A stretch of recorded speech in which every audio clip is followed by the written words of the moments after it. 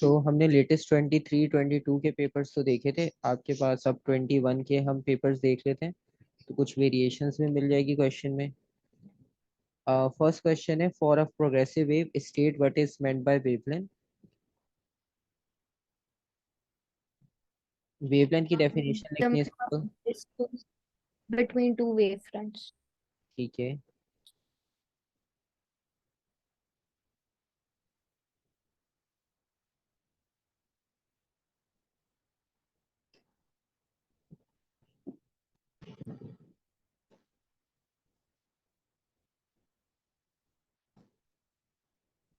Wave fronts लिख लो आप, या क्रस्ट रफ मेंशन कर दो।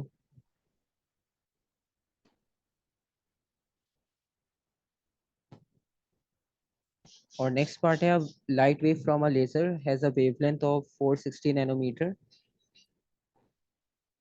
वेवलेंथ गिवन है आपके पास और आपने उसका पीरियड कैलकुलेट करना है।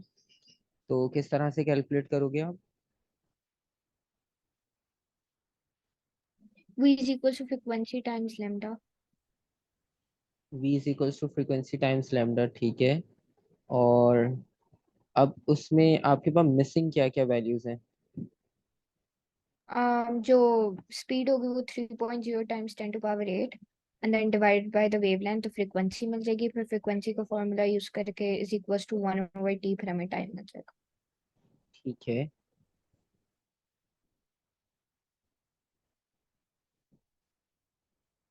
तो यहाँ पर आप फॉर्मूला यूज करो, v is equals to F lambda. और फ्रीक्वेंसी हम इसमें से पहले फाइंड करेंगे, फिर टाइम की वैल्यू निकाल लेंगे।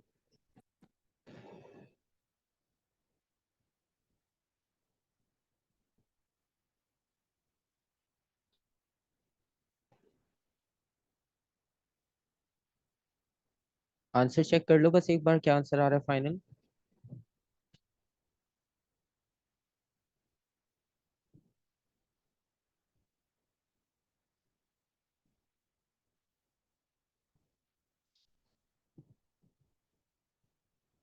6.5 मल्टीप्लाई बाय 10⁻14।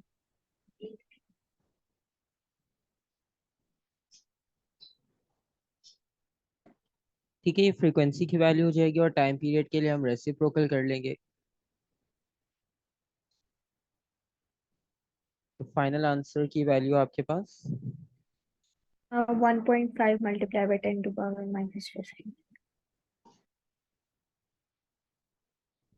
ठीक है, इजी क्वेश्चन था और 3 मार्क्स दिए उन्होंने इसके लिए। की वैल्यू बस आपने खुद से लिखनी थी। और नेक्स्ट पार्ट में, the light from the laser is incident normally on diffraction grating. Describe the diffraction of the light waves as at the grating. मतलब जब लाइट वेव्स आपके पास ग्रेटिंग पे स्ट्राइक करेंगी, ठीक है, या ग्रेटिंग्स के क्लोज होंगी, या उस ग्रेटिंग्स की आप बात कर लो, तो उस पॉइंट पर लाइट वेव्स को कैसे डिस्क्राइब करोगे?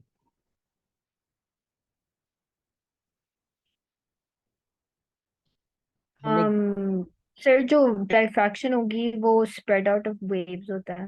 बिल्कुल, तो आप सिंपल इसमें लिखोगे कि वेव्स आपके पास स्प्रेड आउट हो जाएंगी।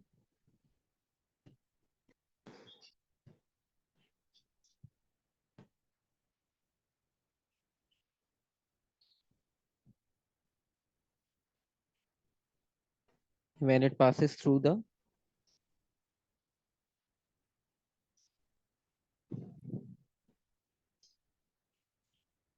slits of grating।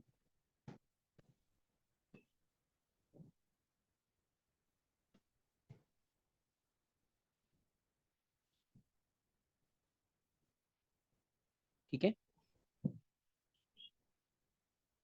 और डी पार्ट में आपके पास, a diffraction grating is used with different wavelength of visible light, the angle theta of the fourth order maximum, fourth order given है from the zero order। ठीक है, मतलब zero से हम fourth का डिफरेंस देख रहे हैं, और is measured for each wavelength, और वेरिएशन जो है आपके पास वेवलेंथ की, वो एंगल के साथ आपको ग्राफ में दे दी। ठीक है, मतलब 400 से आप 700 तक जा रहे हो, उसके बीच में एंगल्स की जो वेरिएशन है वो ग्राफ में है। ठीक है, अब क्वेश्चन देख लेते हैं पहले। कोशिश करें, हम मार्किंग्स देख लेंगे हमें क्या करनी है। अब वो कह रहे हैं the gradient of the graph is G. Gradient को कैपिटल जी से रिप्रेजेंट कर दिया, और आपने एक एक्सप्रेशन ड्राइव करना है इन टर्म्स ऑफ जी। मतलब आपकी इक्वेशन में टर्म जी आनी चाहिए, और एक्सप्रेशन किसके लिए?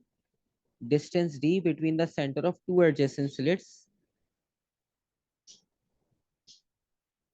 ठीक है, मतलब आपके पास दो अगर स्लिट्स हैं, उनका बीच का डिस्टेंस डी है, और उनका ग्रेडियंट कैपिटल जी से हम रिप्रेजेंट करते हैं, तो आपने उस रेफरेंस से ड्राइव करके निकालना है डी की वैल्यू को।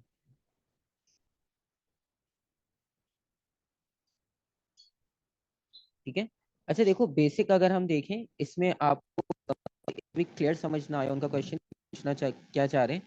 अब आपके पास देखो, जो दो डिस्टेंस, मतलब आप दो डिस्टेंस होता है उसको किससे रिप्रेजेंट करते हो? डी से। ठीक है, फॉर्मूला बताओ क्या था डायफ्रैक्शन ग्रेटिंग का? Sine theta D is equal to N times lambda.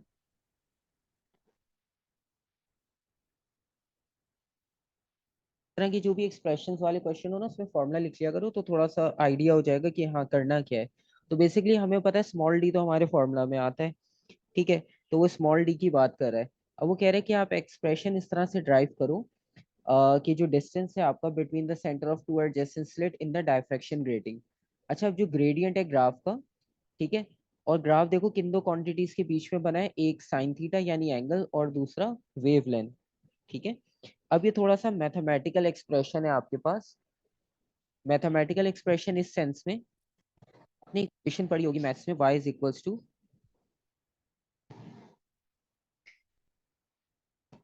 M X plus C, याद है? जी। ठीक है, इसमें से y आपके पास जो है वो y एक्सिस को रिप्रेजेंट कर रहा है। ठीक है, m किसको रिप्रेजेंट करता है? ग्रेडियंट। ठीक है,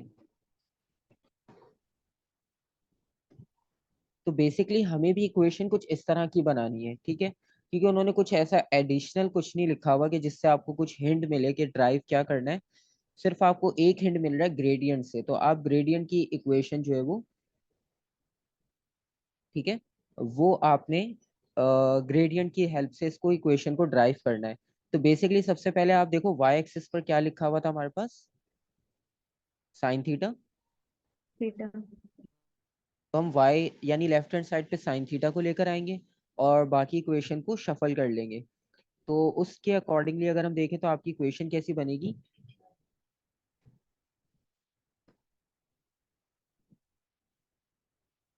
एन लैम्डा ओवर डी। ठीक है, अच्छा अब एन की जगह पर भी हमें पता है क्या लिखना है हमें। फोर्थ ऑर्डर है तो हम एन की जगह पर 4 लिखेंगे।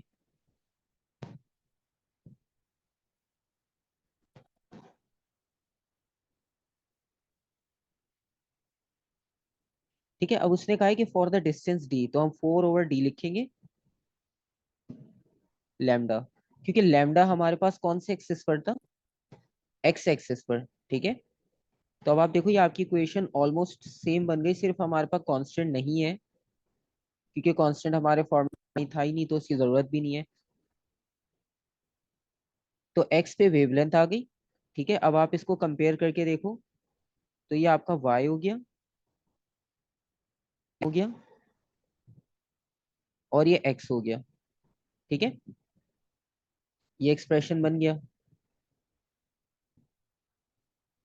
अब आपने फाइनल आंसर लिखना है इन टर्म्स ऑफ जी। तो इन टर्म्स ऑफ जी का मतलब ये कि अगर हम सिर्फ इसमें से स्लोप की वैल्यू देखें, तो ग्रेडियंट को उसने रिप्लेस किया हुआ है इसे, तो हम एम की जगह पर जी लिखेंगे, और जी की वैल्यू आपके पास आई है 4 ओवर डी। तो डी की वैल्यू क्या होगी? 4 ओवर जी। ठीक है, हो गया क्लियर? जी। ठीक है, तो इसमें आपको देखो जब कोई हिंट नहीं मिल रहा था ना, तो हमने पूरी क्वेश्चन देखा, तो कोई भी ऐसा आपको रेफरेंस नहीं मिला कि कोई फॉर्मूला ड्राइव करने को कह रहे हैं, कोई इक्वेशन ड्राइव करने को कह रहे हैं। तो बस एक हिंट था ग्रेडियंट। तो बेसिकली ग्रेडियंट आपको हिंट मिला, तो आप उसको ग्रेडियंट से ही सॉल्व कर लोगे, क्योंकि उन्होंने ग्राफ भी ऊपर दिया हुआ था। ठीक है, अच्छा, इसका फाइनल पार्ट है on figure 4.1 sketch a graph to show the result that would be obtained for the second order maxima. तो अगर आपके पास फोर्थ की जगह सेकंड ऑर्डर मैक्सिमा कर दें हम, तो आपके पास ग्राफ की रिप्रेजेंटेशन कैसी होगी ये हमें देखना है। ठीक है,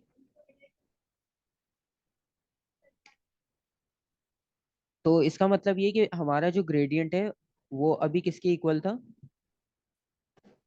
4/d के। और जो हमारा न्यू ग्रेडियंट है वो 2/d हो जाएगा, क्योंकि हमारा ऑर्डर चेंज हो गया। ठीक है, तो अब आप देखो कि अभी आपका जो एंगल है वो मैक्सिमम आपको यहाँ मिल रहा है 700 पे। ठीक है, और उसके बाद जो आपका मिनिमम है, हम उसको अगर एक राउंड फिगर देखें तो वो आपको इसके क्लोज मिल रहा है। ठीक है, अब जब आपके पास सेकंड ऑर्डर की लाइन बनेगी, तो सेकंड ऑर्डर की लाइन आपके पास इससे ऊपर बननी चाहिए या इससे नीचे बननी चाहिए, क्योंकि सेकंड ऑर्डर का एंगल आपके पास शॉर्ट होगा या ग्रेटर होगा। क्योंकि जब हम स्लिट्स बनाते हैं, तो स्लिट्स में आपको याद होगा अगर लाइट एंटर होती है तो एक तो सेंट्रल मैक्सिमा होता है। फिर अगर हम किसी एक साइड की डिस्कस करें,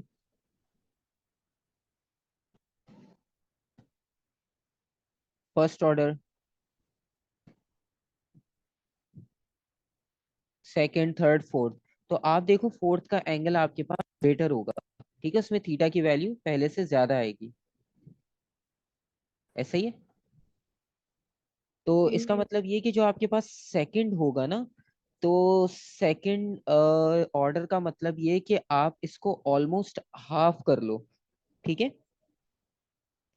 हाफ करने का मतलब ये हुआ कि आप इसको, मतलब जहां पर आप इसके कितने बॉक्सेस मिल रहे हैं आपको, टोटल 10 बॉक्सेस मिल रहे हैं ना, यहाँ से लेकर यहाँ तक। तो ये ऑलमोस्ट आपके पास हाफ हो जाएगा, क्योंकि सेकंड ऑर्डर है ना, तो सेकंड ऑर्डर फोर्थ का बिल्कुल हाफ है। तो आप सेकंड से एक स्लोप बना दोगे। ठीक है,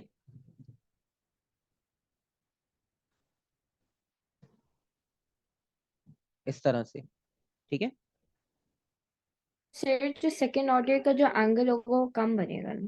बिल्कुल। ठीक है, और ये थोड़ा सा ऊपर बनाते हैं हम इसको, क्योंकि हम इसको यहाँ से देखें तो यहाँ पर इसका हाफ आ रहा है,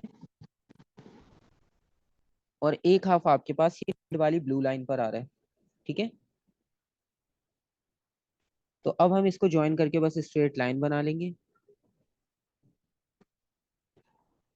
तो ये आपके पास स्लोप हो जाएगा इसका, ग्रेडियंट। ठीक हो गया, यहाँ तक कोई कंफ्यूजन? हम नहीं। ठीक है, तो ये हमारे पास एक पेपर हो गया। अब इसमें क्वेश्चन भी एक हमें डिफरेंट तरह से मिल गया कि स्लोप भी आपसे वो पूछ सकता है, ग्रेडियंट भी पूछ सकता है, तो ये हमने देख लिया। अब इसी तरह से इसी एयर का आपके पास सेकंड वेरिएंट है। अच्छा, मैंने पास पेपर्स का फोल्डर एक आपका डिफरेंट कर दिया, उसमें ये कि हम जो जो टॉपिक्स करते रहेंगे, हम उसके ईयरली पास पेपर्स जो है वो डिक्रीजिंग ऑर्डर में करते जाएंगे, और जो टॉपिक होता जाएगा हम उसमें ही सॉल्व करते रहेंगे। ठीक है, मतलब जिस तरह अभी आपने इसमें वेव किया ये सेव हो जाएगा।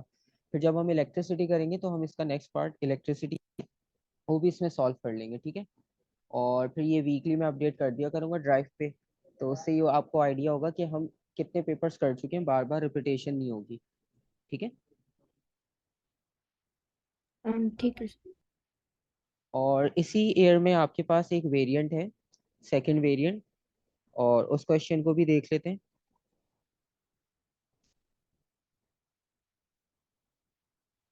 पहले पार्ट में पूछा है what is for a progressive wave state what is meant by it's period.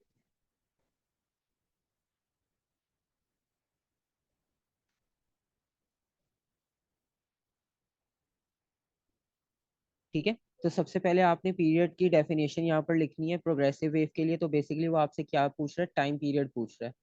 ठीक है, पीरियड का मतलब ये है कि वो आपसे टाइम पीरियड पूछ रहा है। तो sir time of one oscillation to complete its cycle. बिल्कुल, ठीक है, time to complete one vibration, time to complete one oscillation. ठीक है, आपके पास वो टाइम पीरियड का कॉन्सेप्ट हो जाएगा।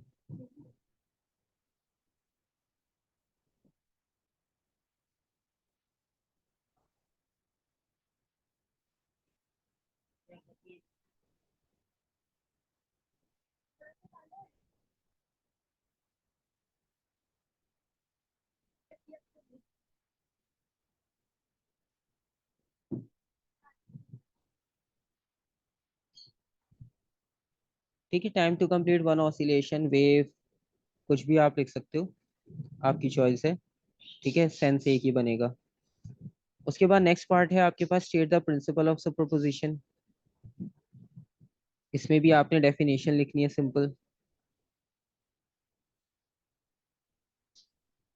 ठीक है, क्या डेफिनेशन लिखोगी? When the two or more waves hmm. overlap with the same frequency traveling in opposite direction, the resultant displacement is equal to the sum of the individual displacement. ठीक है,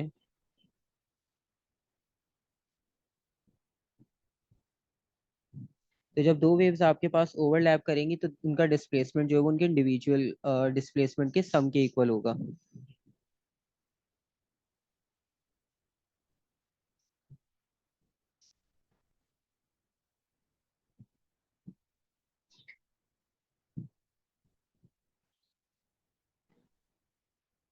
resultant displacement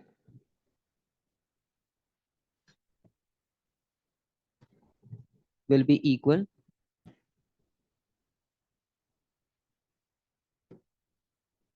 to the sum of individual displacement.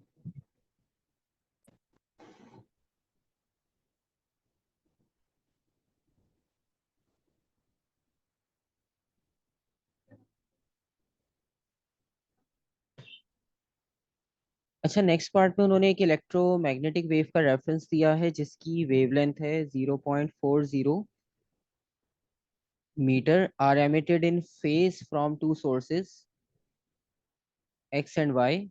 ठीक है, दो source है, दोनों इन phase है, arrangement उन्होंने आपको दिखा दी है कि किस तरह से है।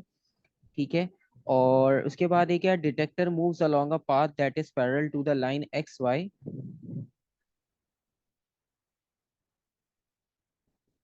तो डिटेक्टर को आप मूव कर रहे हो, ठीक है, जो लाइन उन्होंने आपको दी है आप उस पर मूव कर सकते हो।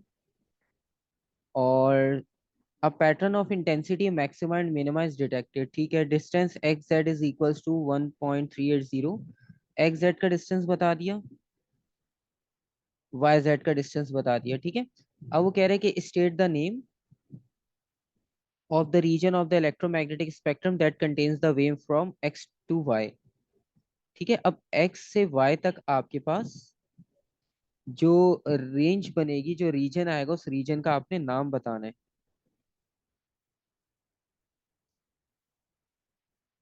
कैसे बताओगे, कोई आइडिया? उन्होंने आपको वेवलेंथ दी है 0.04 मीटर की, और a detector moves along a path that is parallel to the line X Y, और इंटेंसिटी जो डिटेक्ट हो रही है उसका भी बता दिया उन्होंने आपको। और अब आपने ये बताना है कि एक्स से वाई तक जो आपके पास रेंज होगी वो कौन सी वेव की हो सकती है। माइक्रोवेव, रेडियो वेव, कौन सी हो सकती है? Microwave. माइक्रोवेव्स। ठीक है, कैसे आइडिया हुआ? उसका जो रेंज है वो -1 to I think -3 या 4 तक है, तो उसके दरम्यान। ठीक है, तो इस बार आपके पास आपके सिलेबस में रेंज याद रखना इम्पोर्टेंट बहुत है, क्योंकि वो आपके सिलेबस में भी मेंशन है कि वो आपको याद होनी चाहिए, वो अब गिवन नहीं होगी। अच्छा, अब आपने जो है वो टाइम पीरियड कैलकुलेट करना है पीएस में। पीएस का मतलब यानी पीको सेकंड्स में। ठीक है, तो बेसिकली एक यूनिट उन्होंने अलग दिया आपको।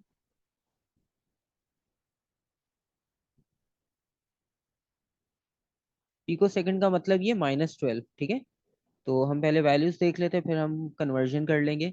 तो आपको वेवलेंथ तो गिवन है 0.040। ठीक है, सेम आप फॉलो करोगे प्रोसीजर। फॉर्मूला आपके पास होता है, और एफ भी इक्वल होगा आपके पास 1/t के। तो हम फ्रीक्वेंसी निकाल लेते हैं पहले।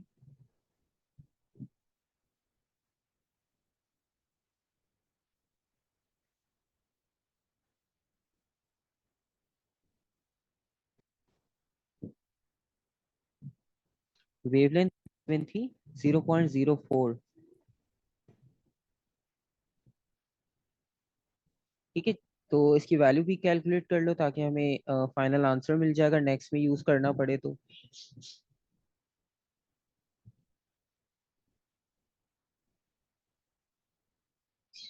7.5 multiplied by 10 to power 9.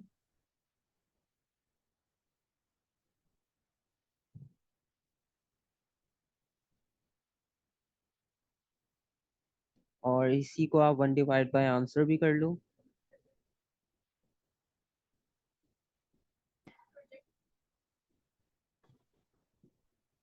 1.3 multiplied by 10 to power -10. -10। 1.3। Multiplied by 10 to power -10. अच्छा, उन्होंने आपसे पूछा है पीको सेकंड। पीको सेकंड का मतलब ये हुआ -12। ठीक है, आपको -12 में आंसर लिखना है, तो -12 में लिखेंगे तो ये कितना बनेगा? 130. 130। ठीक है। अच्छा, अगर आपके पास डेसिमल में कोई और वैल्यू आ रही थी वो भी चेक कर लेना कि 130 थी या कुछ और थी, तो हम इसको 2 डेसिमल आगे लेकर जाएंगे। सिर्फ 130 ही आ रहा है बस. ठीक है, तो हम इसको 130 लिखेंगे और पी को सेकंड ऑलरेडी वहाँ लिखा हुआ है। ठीक है, तो कोई इतना मुश्किल नहीं था असल में। फर्स्ट चैप्टर में ये चीज़ें हम पढ़ेंगे कन्वर्जन्स और डिटेल में, तो वहाँ पर भी ये चीज़ हमें दोबारा मिल जाएगी। और नेक्स्ट वो कह रहा है कि show that the path difference at point Z between the waves from X and Y is 3.5 lambda. Point Z पे पाथ डिफरेंस जो है वो 3.5 लैम्डा। आपको याद होगा पाथ डिफरेंस हमने बनाया था कि एक वेव जल्दी पहुंच रही होगी, उसका शॉर्ट डिस्टेंस होगा, दूसरी देर से पहुंच रही होगी, तो उनका डिफरेंस हमारे पास जो है वो पार्ट डिफरेंस होता है। ठीक है, अब बेसिकली हमने करना ये है कि अगर हम एक बार ऊपर जाके डायग्राम दोबारा चेक करें एक्स जेड को और वाई जेड को, तो आप देखो एक्स जेड का डिस्टेंस ज्यादा है। ठीक है, और वाई जेड का डिस्टेंस कम है, तो बेसिकली जो हमारा पार्ट डिफरेंस होगा,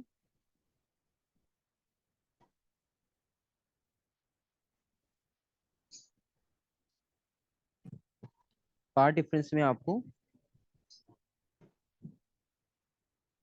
इन दोनों को सब्ट्रैक्ट करना है। ठीक है, तो इन दोनों को सब्ट्रैक्ट करते हैं। वैल्यूज क्या थी? 1.380, 1.240।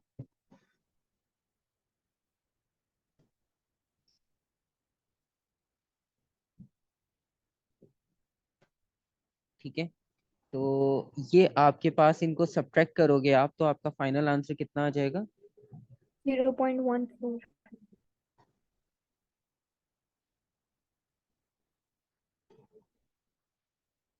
ठीक है, और दूसरा ये कि ये आपको बता रहा है कि ये इक्वल किसके होगा? 3.5 लैम्डा के। ऐसे ही है।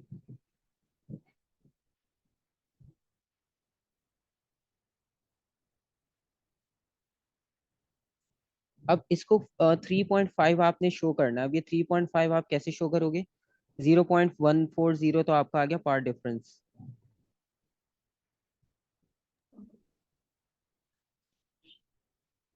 ठीक है, ऊपर क्वेश्चन में देख लो कि और कोई रेफरेंस वाली वैल्यू आपको ऐसी मिल जाए जो आप यूज करके बता सको।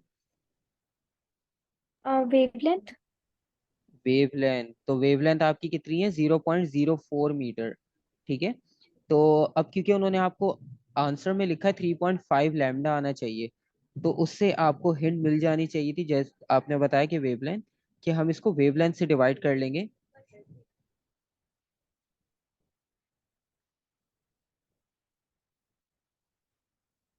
और इसको एक बार चेक कर लो ये 3.5 बन रहा है या नहीं। 3.5.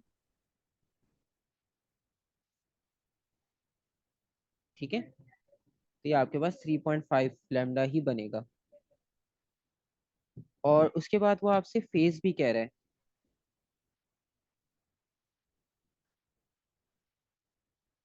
अब वो कह रहे हैं कि फेज डिफरेंस कितना होगा ये आपने बताना है।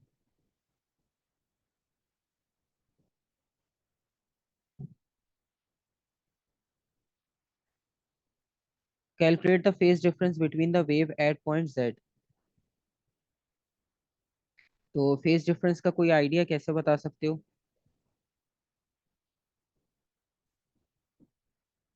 आपको याद होगा लास्ट टाइम भी हमने किया था कि जब हमारे पास पूरा इस तरह की फॉर्म होती है तो हम इसको सिंपल 360 से मल्टीप्लाई कर लेते हैं। ठीक है। जब आपके पास इस तरह वेव्स फॉर्म में ना गिवन हो तो हमारे पास जो भी वेवलेंथ आई है, अब हमारे पास वेव का इनका डिफरेंस कितना है? 3.5। ठीक है, 3.5 हमारे पास इनकी वेव का डिफरेंस, पार्ट डिफरेंस है। तो हम सिंपल ये करेंगे,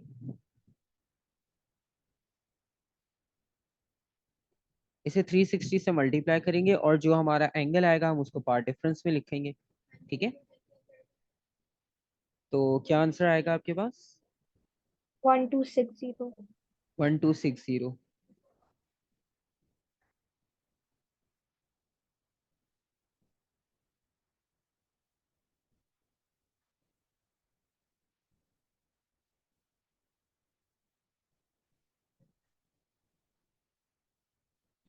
क्योंकि इसमें आपके पास एक तो दोनों बिल्कुल आउट ऑफ द फेज होंगे क्योंकि आपके पास 3.5 वेवलेंथ आ रही है।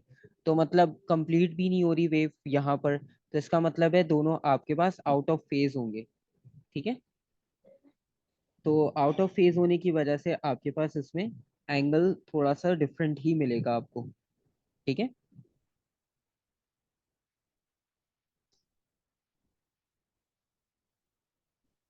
और पार्ट 5 है आपके पास, the wave from X along alone have the same amplitude at z as the waves from y alone। तो उन्होंने कहा कि the waves from x alone have same amplitude at point z waves from y alone। ठीक है। तो वो कह रहे हैं कि आपके पास अगर वेव्स की हम बात करें जो x से आपको मिल रही है एट पॉइंट z, उनका एम्पलीट्यूड भी सेम है वेव्स फ्रॉम y के। तो state the intensity of the wave eight point z। तो जो z की इंटेंसिटी होगी वो क्या होगी?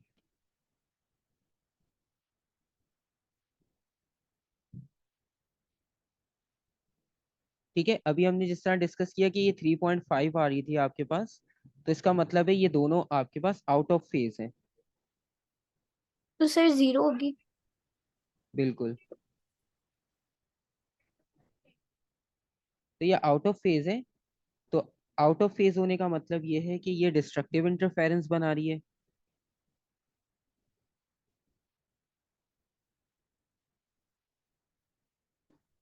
तो डिस्ट्रक्टिव इंटरफेरेंस का मतलब है जीरो इंटेंसिटी।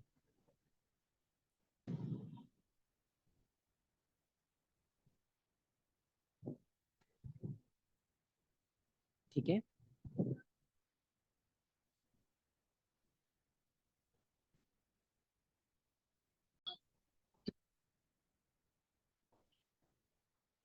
अच्छा, इस क्वेश्चन के लास्ट पार्ट में वो पूछ रहे हैं आपसे कि the frequencies of the wave from X and Y are both decrease to the same same lower value. ठीक है, दोनों को आपने डिक्रीज किया है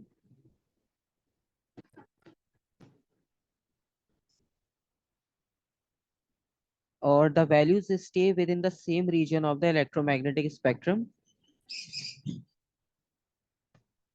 अच्छा, रीजन उनका सेम है लेकिन वैल्यूज आपने डिक्रीज की है। Describe the effect of this change on the pattern of intensity maxima and minima along the path of the detector. ठीक है, आपने फ्रीक्वेंसी डिक्रीज की है तो क्या चेंज आना चाहिए?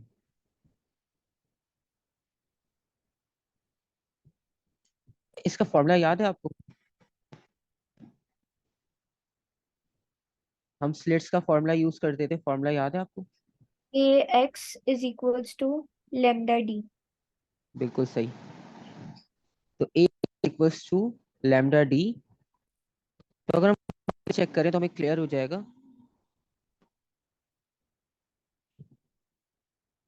तो सर अगर फ्रिक्वेंसी कम होगी तो वेवलेंथ ज्यादा नहीं होगा? बिल्कुल। तो अब हम इसमें से एक्स की बात कर रहे हैं। तो फिर एक्स भी इंक्रीज हो जाएगा क्योंकि वेवलेंथ इंक्रीज हो रही बिल्कुल। तो यहाँ पर हम,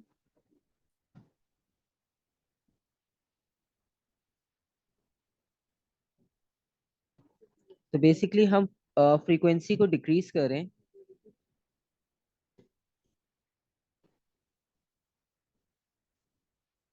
तो वेवलेंथ आपका इंक्लूड है।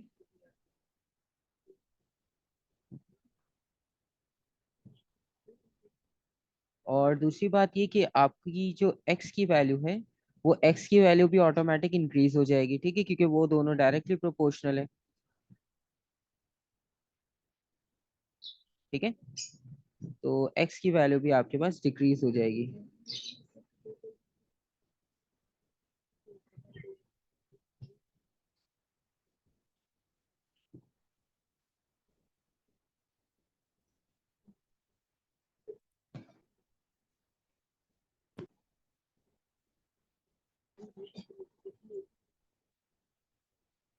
तो ये हमारा ये क्वेश्चन भी कंप्लीट हो गया।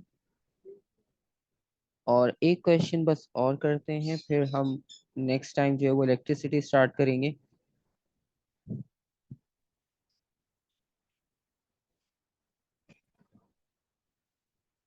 ठीक है, इस क्वेश्चन में आपसे सबसे पहले उन्होंने दोबारा से प्रिंसिपल ऑफ सुपरपोजिशन पूछा है। ठीक है, ये अभी हम लास्ट वाले में भी डिफाइन किया है, तो हम वही सेम आंसर लिख लेंगे सुपरपोजिशन में भी।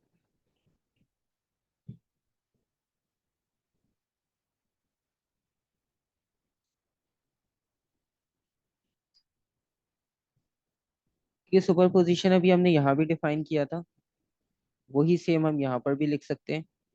नेक्स्ट पार्ट से हम स्टार्ट करते हैं।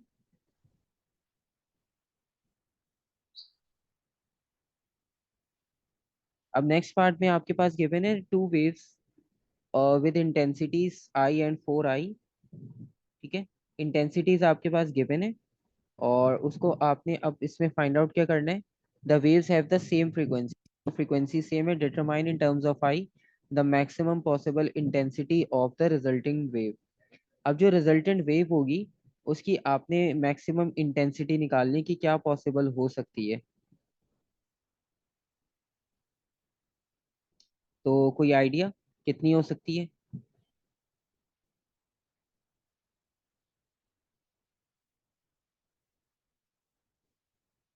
अच्छा, आई सर आपके हम पास।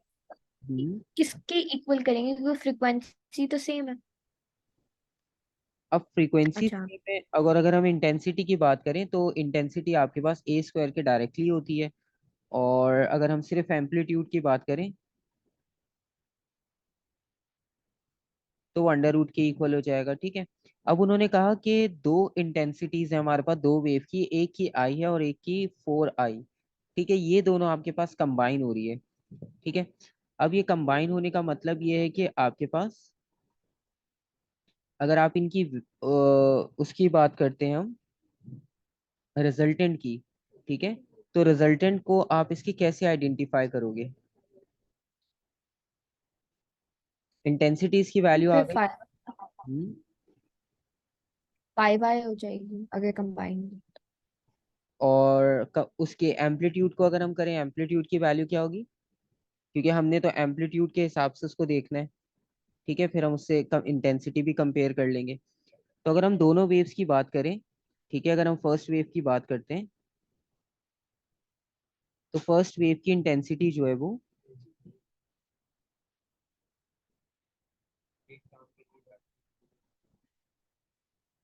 और दूसरी की अगर हम बात करें,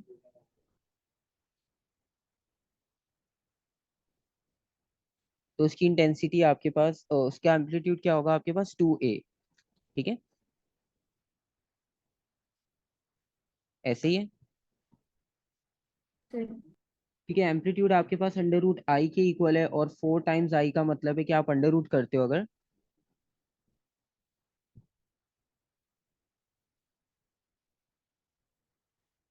ठीक है, तो वो आपके पास 2 टाइम्स ही बनेगा बेसिकली।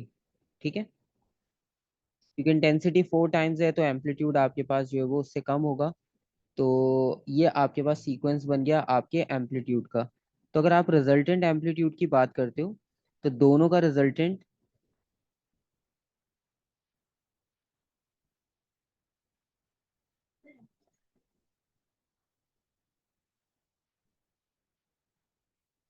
3a के इक्वल हो जाएगा।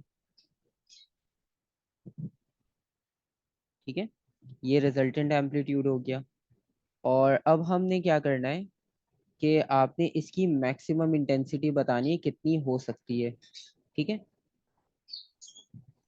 तो मैक्सिमम इंटेंसिटी के लिए हम क्या करेंगे, आप फॉर्मूला। स्क्वायर हम्म। स्क्वायर कर देंगे 3 को तो 9 हो जाएगी। 9 हो जाएगी, क्योंकि दो इंटेंसिटीज तो हमारे पास पहले ही थी, ये तीसरी हो जाएगी।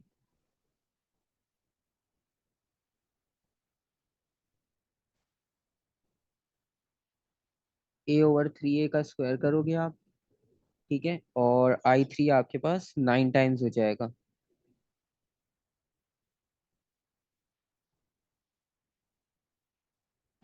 तो मैक्सिमम इंटेंसिटी आ रही है 9। ठीक है, और उसके बाद है कोहेरेंट लाइट और वेवलेंथ 550 नैनोमीटर की एक वेवलेंथ है,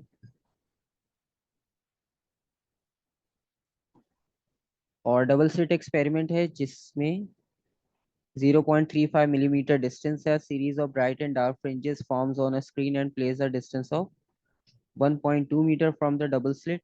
Screen is parallel to, ठीक है, सारी वैल्यूज आपके पास डायग्राम में मार्क की हुई है, तो उसमें से हम उसके सिंबल्स भी आइडेंटिफाई कर लेंगे। और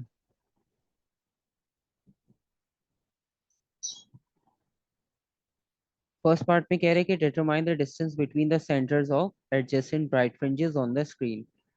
फॉर्मूला आपको पता है इसका, x इज इक्वल्स टू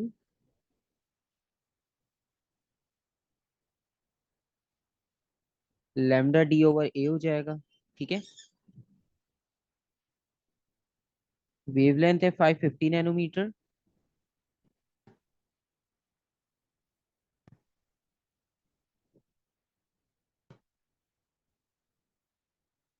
और स्क्रीन और उसका डिस्टेंस 1.2, और ए की वैल्यू है वो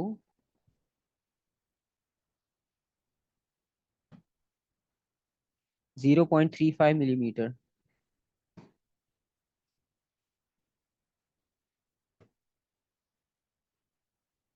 -3। ठीक है, इसको हम कैलकुलेट करेंगे तो हमें डिस्टेंस मिल जाएगा।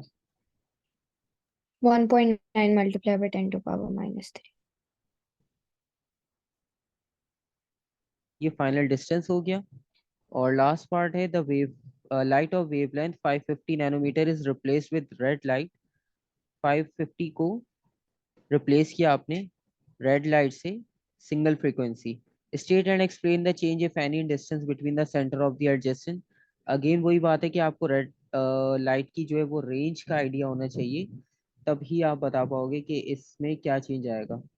ठीक है, क्योंकि 550 तो एक उन्होंने रेंज की दी है आपको, और आपको याद होगा कि रेड लाइट का मतलब है वो विजिबल रीजन में आ रही है। ठीक है, तो विजिबल रीजन का मतलब ये हुआ कि विजिबल और रीजन। रेड लेंथ है वो ज्यादा है तो जो डिस्टेंस होगा वो इंक्रीज, सॉरी जो एक्स का डिस्टेंस। ठीक है, तो 700 नैनोमीटर तक वो आपके पास मूव कर सकते हैं हम विजिबल में 400 से। तो बेसिकली आपका वेवलेंथ क्या हो रहा है, इंक्रीज हो रहा है। ठीक है, तो एक्स की वैल्यू भी क्या हो जाएगी, इंक्रीज। इंक्रीज। ठीक है, फॉर्मूला से भी आपको पता चल रहा है।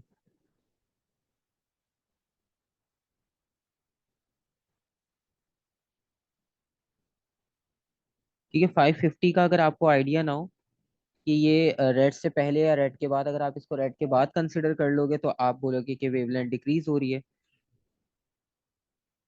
तो इसलिए आपको रेंज का आइडिया होना चाहिए।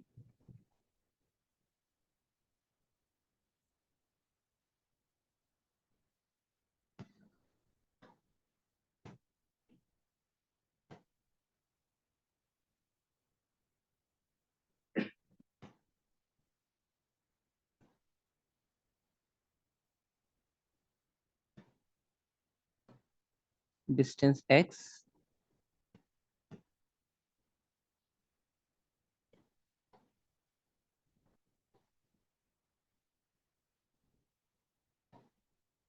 Will also increase. ठीक है,